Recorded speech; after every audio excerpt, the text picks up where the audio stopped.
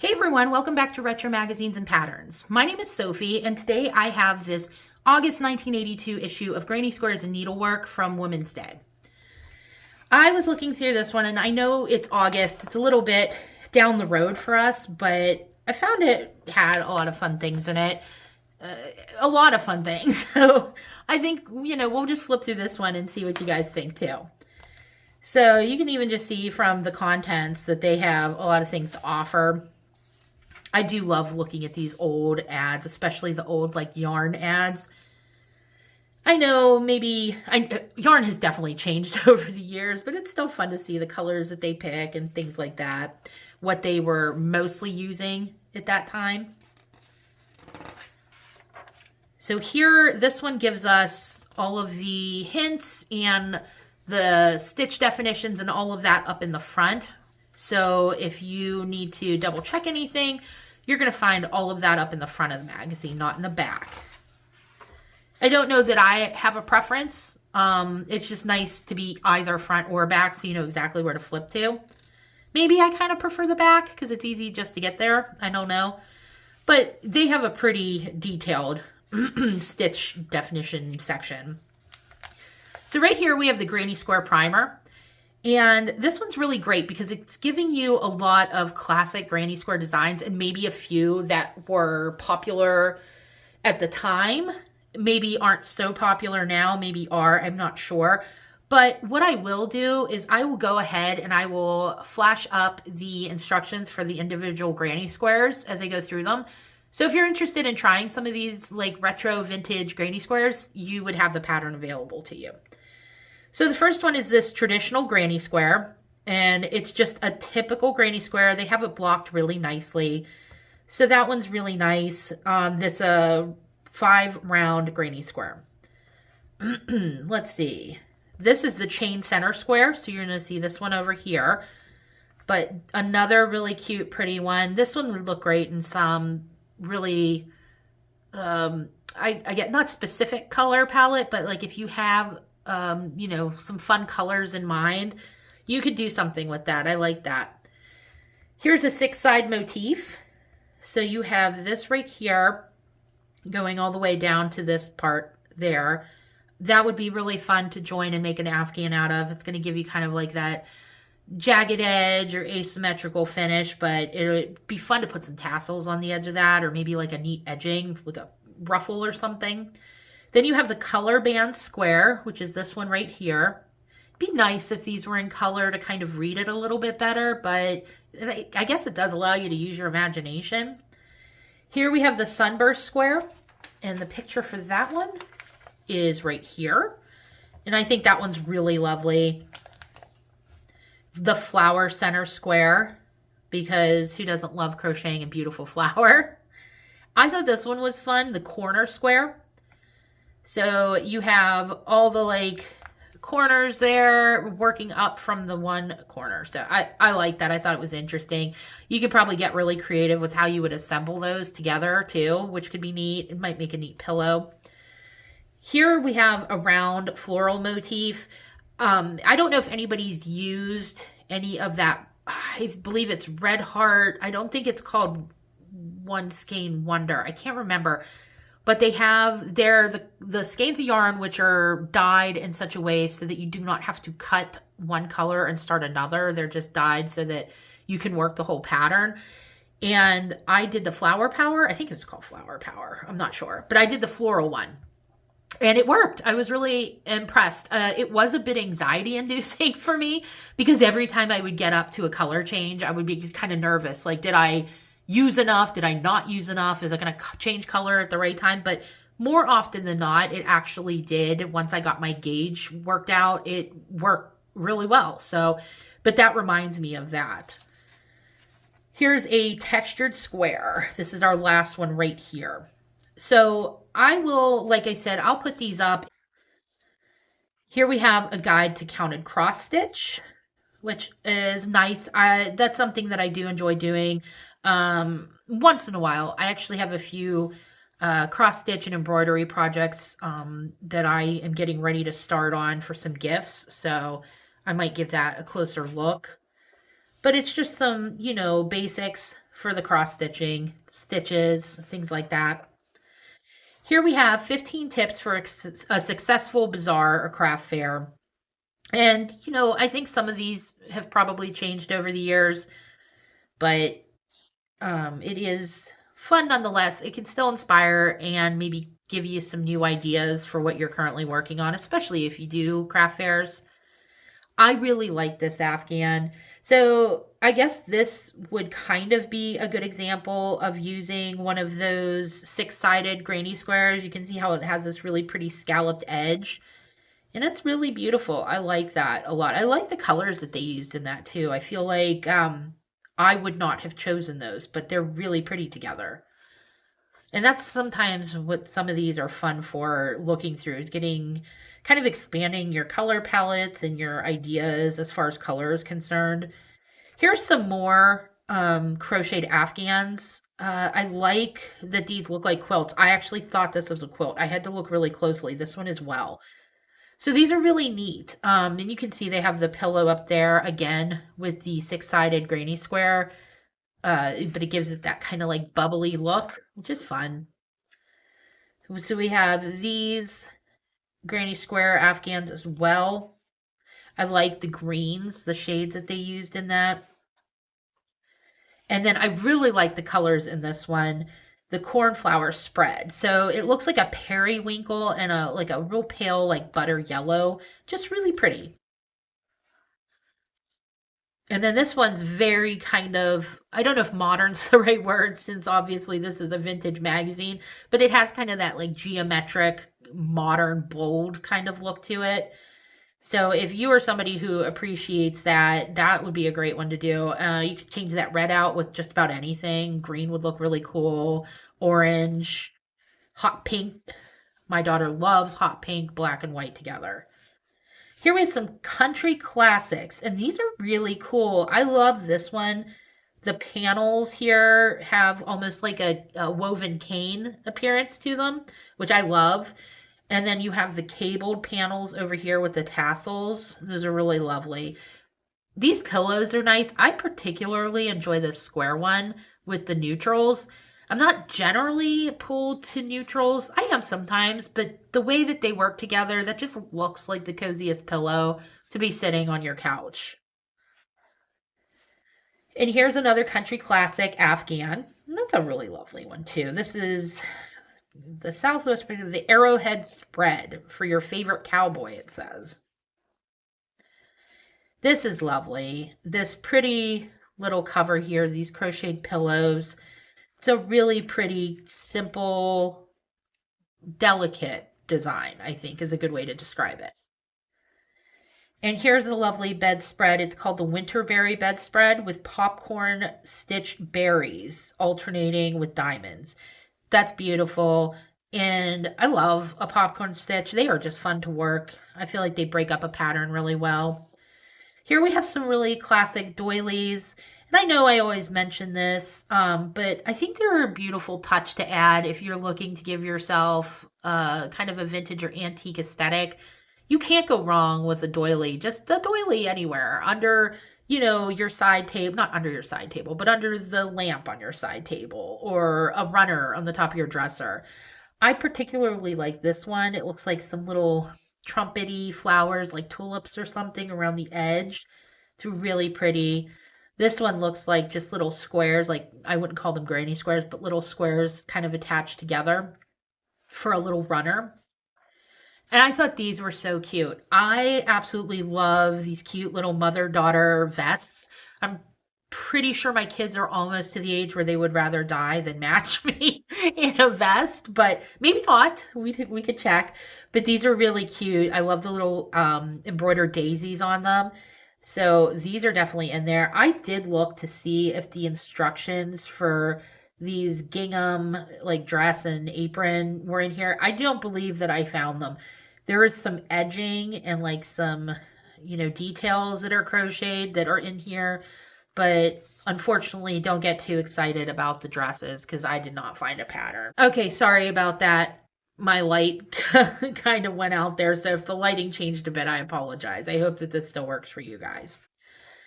Okay, so here we have a really pretty quilt, and they just used ribbon in the quilt. The ribbon is sewn to the quilt, which is actually really pretty and looks like a lovely little gift, really. And they have all these pretty little details. You have the lampshade and then the lace ribbon edging on the picture frames and the beautiful pillows.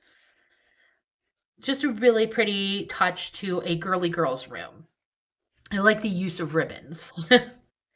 So here it's continuing more of those 15 steps or tips for a successful bazaar that were earlier.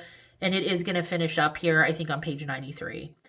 Here is some really cool pot holder designs. I really like them. I love crocheting a pretty flower.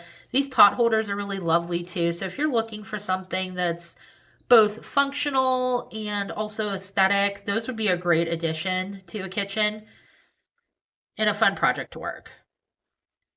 Here we have Bazaar Boutique. So these are kind of some of the projects that I really enjoy. I love a quick turnaround on a project.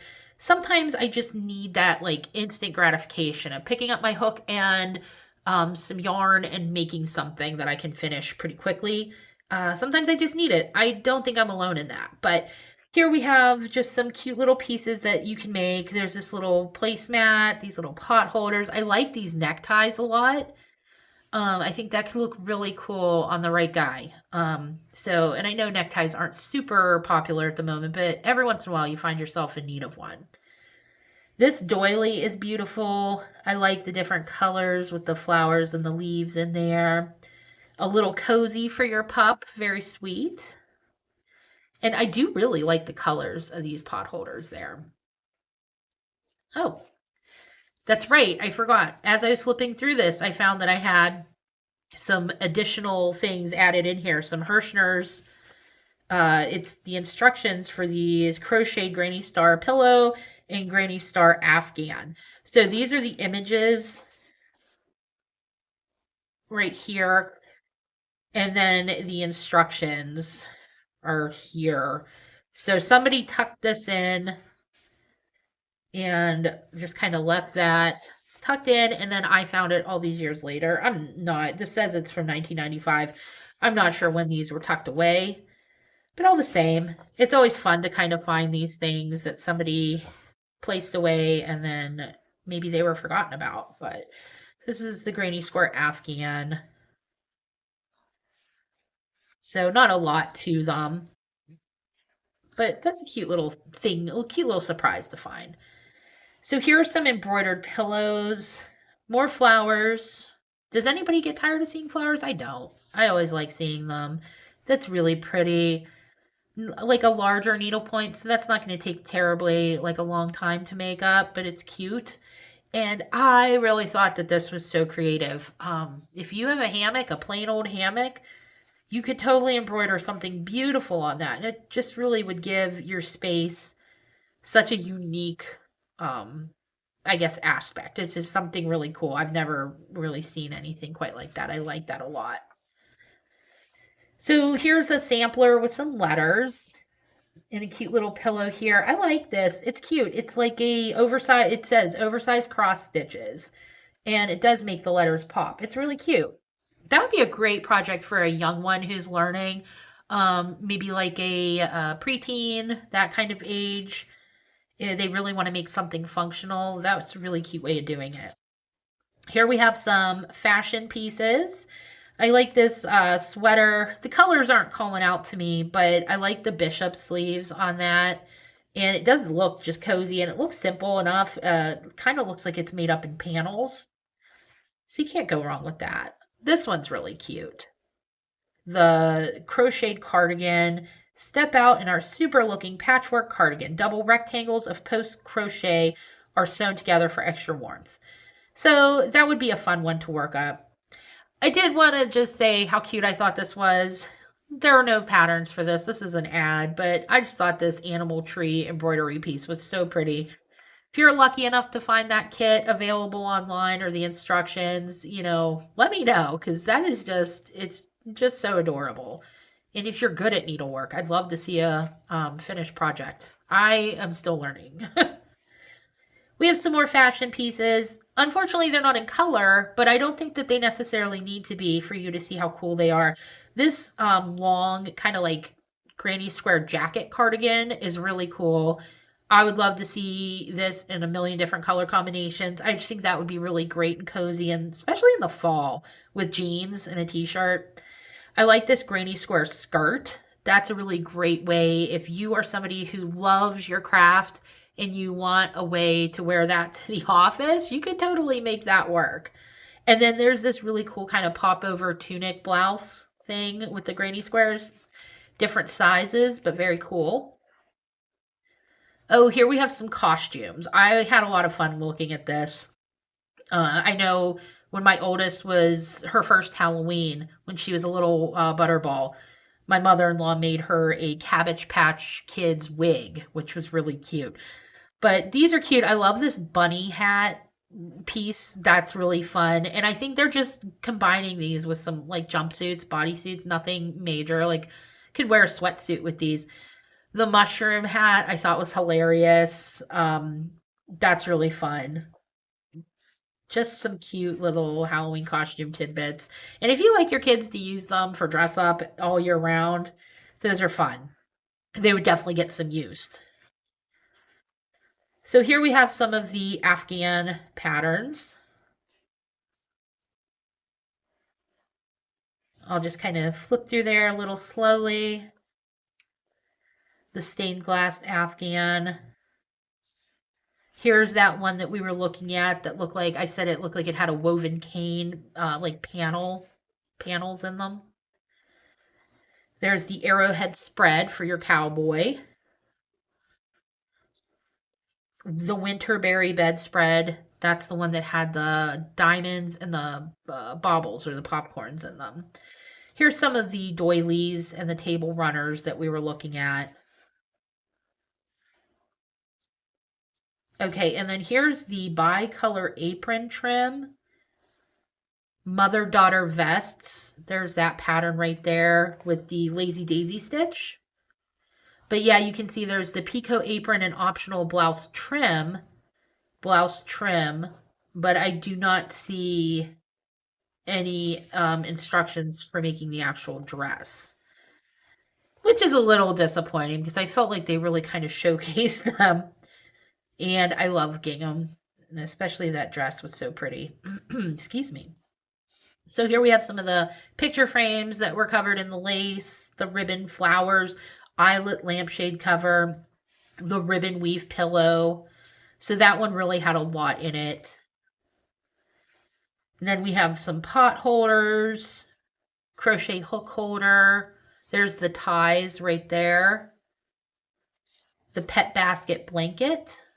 The water lily doily was really pretty. So you have that right there. And then we have some of the needlepoint pillows, the embroidery pillows. And they do have the graphs for them in here, which is nice. So there's some there. And then they get into, there's the samplers and the hammock, but then they get into some of the wearables here. So here's that jacket we saw in color with the bishop sleeve, and then a patchwork cardigan. That was the one with the post crochet. And it does even go into shoulder padding. So there's a lot to that one, but it does have the construction there, which is nice. Then here's the instructions for the granny skirt, which is, it's good to see it. They don't have too much to it, but I don't think there's too much to it except for making those granny squares. Here's the granny square blouson. And again, I know they were in black and white, but it does give you that idea to kind of pick your own color scheme. Here's the open front granny coat that we saw, goes to there. Here we're getting into the costume. So here's the clown costume. And that's a lot for the clown there. The rooster costume. Then you have the rabbit costume there. And here's the mushroom. So it's giving you the mushroom hat and then the slippers, and the rest is just, I believe, a bodysuit. The Joker. So there's a bit more to those costumes, but again, they're fun. If you're looking for something fun and you want your kid to have something a little unique, that's totally worth it, I think. And here's the rest of the tips for the successful bazaar. So they had 3 different pages of that. But I believe that is the end of this issue. I hope you guys liked it. If you did, please leave a like and consider subscribing so we can hang out again. If you decide to make anything, or you just love some of the things in here, please leave a comment below. Let me know. Or share a picture of any of your makes with me at Retro Magazines and Patterns on Instagram. I'd love to see them. But until the next one, I hope you guys make lots of fun, cute things. And I will see you then. Bye.